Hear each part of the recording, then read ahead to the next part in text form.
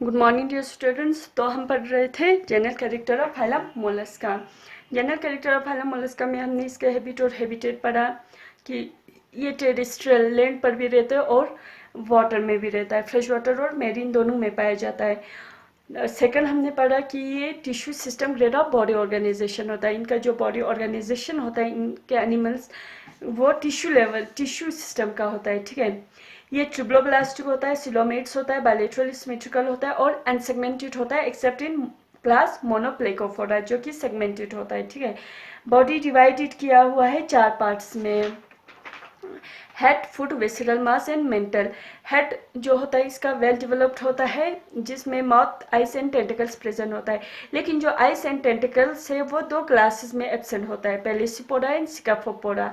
ठीक है, मोलस्का के 2 क्लास में पेलिसिपोडा और क्लास स्कैफोपोडा में एब्सेंट रहता है ये। फुट जो होता है वो सिंपल होता है, जो कि यूज्ड करता है बर्रो खोदने के लिए, क्रीप क्रॉल करने के लिए और वॉक करने के लिए। ठीक है, वेसिरल मास वो बॉडी का वो पार्ट होता है जिनमें ऑर्गन्स प्रेजेंट होता है। ठीक है, मेंटल शेल या पेलियम जो कि एक्ट करता है एक्सोस्केलेटन और जो कि बना होता है कैल्शियम कार्बोनेट से। तो बॉडी डिवाइड है 4 पार्ट्स में, head, foot, visceral mass and mantle. Next हमने पढ़ा था इसका शेल जो होता है यूनिवेल्व होता है या बाइवेल्व होता है। Next digestive system. Digestive system जो होता है कंप्लीट होता है विद डाइजेस्टिव ग्लैंड्स। तो डाइजेस्टिव सिस्टम में माउथ जो होता है एंटीरियर हेड साइड पे होता है और एनएस पोस्टीरियर साइड पे होता है। लेकिन क्लास गैस्ट्रोपोडा, स्केफोपोडा और सेफेलोपोडा में इंटेस्टाइन की यू टर्न टेक करने की वजह से, इंटेस्टाइन ऐसे फोल्ड होकर यू टर्न लेने की वजह से माउथ पोस्टीरियर साइड पे आ जाता है, एनएस एंटीरियर साइड पे आ जाता है। ठीक है, और डाइजेस्टिव सिस्टम में हमने ये भी पढ़ा था कि रेड्यूला प्रेजेंट होता है इनके फायरिंग्स में और रेड्यूला एब्सेंट होता है बाइवेल्व्स में। ठीक है, मोलस्क के बाइवेल्व जो मोलस्क होता है उनमें रेड्यूला एब्सेंट होता है, बाकी जितने भी मोलस्क हैं उनमें रेड्यूला, इनके फायरिंग्स में एक टाइनी प्रोजेक्शन होता है रेड्यूला, वो प्रेजेंट होता है, रेस्पिंग ऑर्गन प्रेजेंट होता है। नेक्स्ट पढ़ा था कि जो सीलोम जो होता है वो रिड्यूस्ड होता है। ठीक है, फुली फॉर्म्ड नहीं होता है, सिर्फ सीलोम हमें देखने को मिलता है इनके मोलस्का के पेरिकार्डियल कैविटी में, गोनेडियल कैविटी में और किडनी में देखने को मिलता है। ठीक है, नेक्स्ट कैरेक्टर है, नेक्स्ट है सर्कुलेटरी सिस्टम। इनका सर्कुलेटरी सिस्टम कैसा होता है, हमने ये पढ़ा था कि जो इनवर्टिब्रेट, सारे इनवर्टिब्रेट्स में सर्कुलेटरी सिस्टम क्या होता है, ओपन होता है एक्सेप्ट इन फाइलम एनिलिडा। फाइलम एनिलिडा में हमने ये पढ़ा था, फाइलम एनिलिडा में कि जो फाइलम एनिलिड्स है उनमें सर्कुलेटरी सिस्टम क्लोज टाइप होता है। लेकिन जितने भी मतलब नॉन कोडेट्स है उनमें क्या होता है, ओपन टाइप होता है। तो इनमें भी क्या होगा, ओपन टाइप होगा, लेकिन इनके एक क्लास में क्लोज टाइप होता है, सेफेलोपोड्स में क्लोज टाइप होता है। क्लासिफिकेशन हमें आगे पढ़ना है। ठीक है, तो एक क्लास है सेफेलोपोडा, इनमें ही क्लोज्ड सर्कुलेटरी सिस्टम होता है, बाकी सारे मोलस्का में ओपन टाइप होता है। तो हम लिख सकते हैं circulatory system is mainly of open type. Open type होता है, open type, but in class cephalopoda there is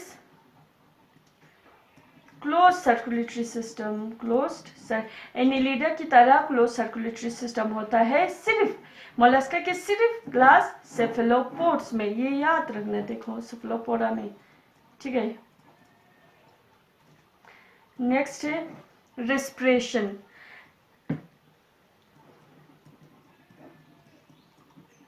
respiration कैसे करता है, रेस्पिरेशन इनमें जो रेस्पिरेटरी ऑर्गन्स या जो रेस्पिरेटरी सिस्टम जो होता है, जैसे कि हमारे अंदर लंग्स होता है, इनमें टिनिडिया होता है। टिनिडिया मीन्स गिल्स। एक्वेटिक फॉर्म में जो मोलस्क पानी में रहता है उनमें टिनिडिया होता है। टिनिडिया मीन्स गिल्स। गिल्स के ऊपर सीलिया प्रेजेंट होता है, उस स्ट्रक्चर को हम टिनिडिया कहा जाता है। एक्वेटिक फॉर्म्स में ये होता है टिनिडिया। लेकिन जो टेरेस्ट्रियल मोलस्क है उनमें लंग्स प्रेजेंट होता है, और किसी किसी में टिनिडिया भी होता है, लंग्स भी होता है। तो हम लिख सकते हैं respiration by ctenidia, CTENIDIA, ctenidia means gills होता है, gills with cilia, gills with cilia, ctenidia का मतलब है गिल्स विथ सीलिया, ठीक है। गिल्स जो फिशेस में होता है वही गिल्स के ऊपर सीलिया प्रेजेंट होता है जिसको कहते हैं ctenidia. In case of aquatic form, terrestrial form में क्या होगा, लंग्स होता है और लंग्स और बोथ या किसी किसी में दोनों होता है, लंग्स भी होता है और टीनिडिया भी होता है, ठीक है। तो ये रेस्पिरेशन, नेक्स्ट जनरल कैरेक्टर था हमारा रेस्पिरेशन। अब नेक्स्ट जनरल कैरेक्टर है एक्सक्रिएशन, 10th एक्सक्रिएशन। इनमें एक्सक्रीटरी ऑर्गन या एक्सक्रीशन कैसे होता है, वेस्ट प्रोडक्ट को बॉडी के बाहर कैसे निकालते हैं मोलस्क, ठीक है। मोलस्का के अंदर जब बॉडी के अंदर वेस्ट एक्यूमुलेट हो जाता है तो इनमें किडनी होता है या मतलब एक्सक्रीटरी ऑर्गन क्या होता है, तो एक्सक्रीशन इनमें होता है मेटानिफ्रीडिया के through. Paired मेटानिफ्रीडिया, paired metanephridia means दो मेटानिफ्रीडिया होता है, जैसे कि हमारा दो किडनी होता है इसी तरीके से इनमें मेटानिफ्रीडिया होता है, दो पेयर्ड मेटानिफ्रीडिया होता है। तो एक्सक्रीशन बाय पेयर्ड मेटानिफ्रीडिया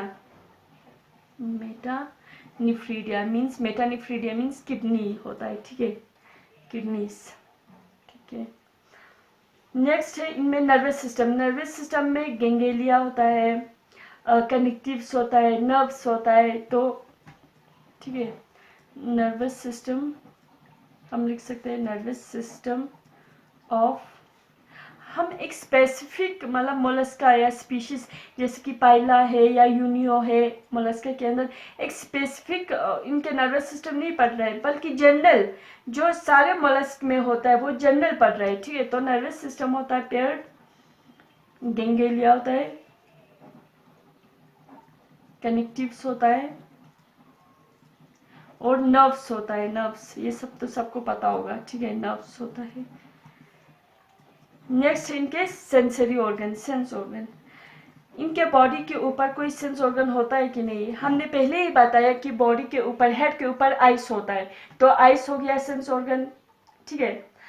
इसके अलावा क्या होता है, आइस के अलावा आइस भी होता है, इसके अलावा स्टेटोसिस्ट होता है, बैलेंसिंग ऑर्गन जो होता है, या इनके अलावा इनमें सेंसरी ऑर्गन जो टच करने का रिसेप्टर होता है, अगर हम किसी मोलस्क को टच करेंगे तो वो रिस्पॉन्स देगा, उसको पता चल जाएगा कि किसी ने मुझे टच किया, तो इनके अंदर टच रिसेप्टर भी होता है, स्मेल का रिसेप्टर होता है, ठीक है, स्मेल भी वो मतलब रिसीव करता है रिस्पॉन्स, ठीक है।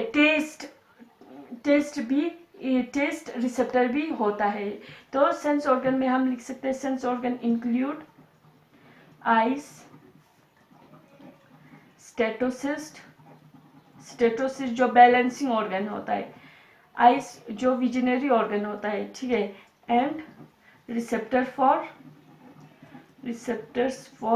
टच रिसेप्टर होता है इनके बॉडी के ऊपर, स्मेल होता है एंड टेस्ट भी होता है।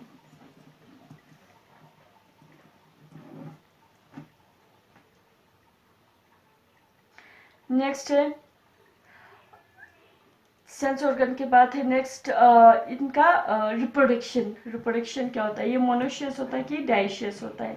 मोनोशियस और डाइशियस सबको पता होगा, हमने प्रीवियस क्लासेस में ये डिस्कस किया है। तो इन मोनोशियस जो मोलस्क होता है वो मोनोशियस भी होता है, डाइशियस भी होता है। मीन्स मोलस्का के एक इंडिविजुअल पे दोनों रिप्रोडक्टिव सेक्स प्रेजेंट होंगे, मेल और फीमेल, या अलग अलग होंगे, मेल अलग फीमेल अलग होंगे।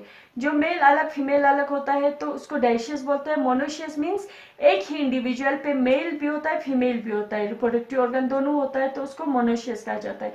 तो इनमें मोलस्क में मोनोशियस भी होता है, मोनोशियस एंड डाइशियस दोनों होता है, डाइशियस बोथ आर प्रेजेंट। कोई मोनोशियस होता है, कोई डाइशियस होता है, ठीक है। नेक्स्ट इसका fertilisation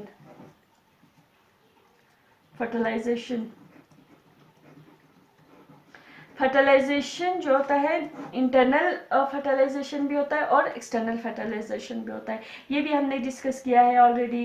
internal means inside of the body अगर फर्टिलाइजेशन होता है, फ्यूजन होता है स्पर्म और ओवा का इनसाइड फीमेल रिप्रोडक्टिव ट्रैक अगर फ्यूजन होता है तो इंटरनल फर्टिलाइजेशन हो गया। External fertilisation means female reproductive track या फीमेल बॉडी के बाहर जो एक्वेटिक मोस्टली जो एक्वेटिक एनिमल्स है वो क्या करते हैं, अपना स्पर्म, मेल अपना स्पर्म पानी में डाल देता है और फीमेल अपना ओवा पानी में रिलीज करता है, जिसकी वजह से पानी में क्या होता है, फर्टिलाइजेशन फ्यूजन होता है। तो उसको एक्सटर्नल फर्टिलाइजेशन कहा जाता है, क्योंकि वो बॉडी के अंदर नहीं हुआ बल्कि बाहर हो रहा है। तो इनमें फर्टिलाइजेशन मोलस्का में इंटरनल भी होता है एज वेल एज एक्सटर्नल भी होता है, मे बी इंटरनल और एक्सटर्नल।